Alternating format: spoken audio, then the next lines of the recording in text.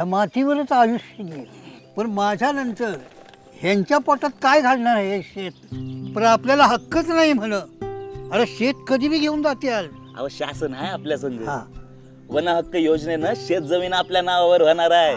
या योजनेअंतर्गत आदिवासी समाजाला त्यांच्या वनातील पारंपरिक हक्कांना कायदेशीर मान्यता मिळते आहे. वैयक्तिक वन हक्क योजनेअंतर्गत प्रत्येक कुटुंबाला त्यांच्या शेतीवर कायदेशीर पट्टा मिळतो, जास्तीत जास्त 4 हेक्टर पर्यंत. सामूहिक वन हक्क योजनेअंतर्गत आपल्या गावच्या ग्रामसभेला जंगल, पाणी, चराई आणि लघु उत्पादने म्हणजेच मध, तेंदू, बांबू यावर सामूहिक हक्क मिळतो. वन हक्क योजनेअंतर्गत हे सर्व हक्क जलद गतीने तुमच्यापर्यंत पोहोचवले जातात, जेणेकरून तुम्हाला तुमचा कायदेशीर हक्क लवकर आणि खात्रीने मिळावा. आता हे जंगल बी आपलंच, जमीन बी आपलीच. आदिवासी विकास विभाग, महाराष्ट्र शासन.